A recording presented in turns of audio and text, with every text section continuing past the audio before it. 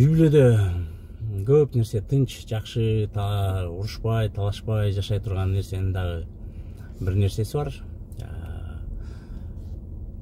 3 нерсеге, азыр 4 болуп калды, азыр айтып кетейин. 3 нерсеге жубайдын ардын кийлиштирбей эле койгонуңар жакшы да. Ага тууганыңарга, досторуңарга, анан иштеп аткан ишиңергечи.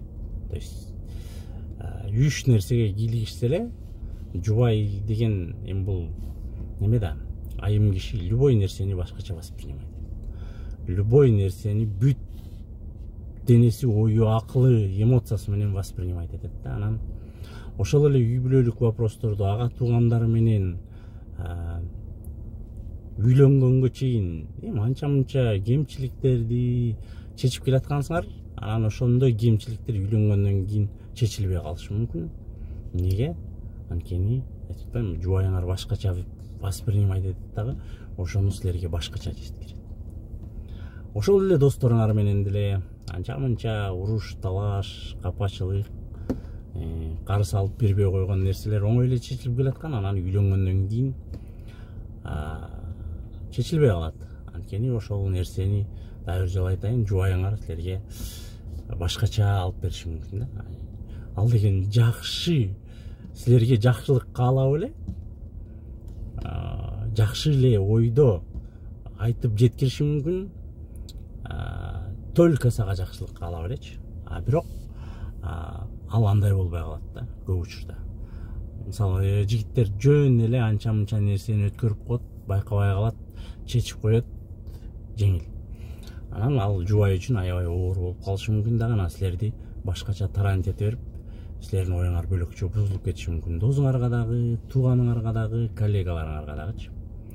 Ошондуктан анан 4-үнчү нерсе бар. 4-үнчү нерсе бул телефон.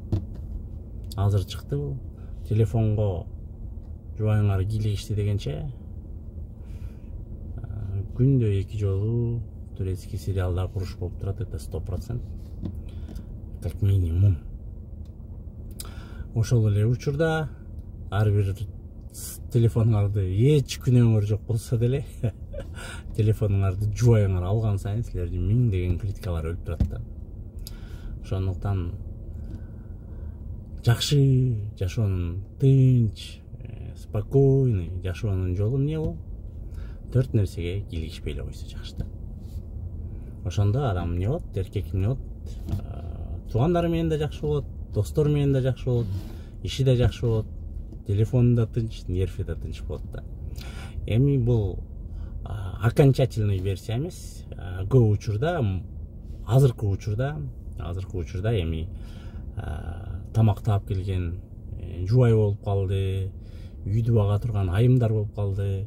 Ал случайде бөлөк да. Тут уже сен үй күчүк десем дагы туура эмес болуп калат го дейм. Сен претензия айта албайсың да. Ал эми чисто мындай өзүм багам, өзүм жейм, өзүм тытам, өзүм көтөрөм деген эркек үчүн ушул нерселер жакшы да. Барыңарга ийгилик.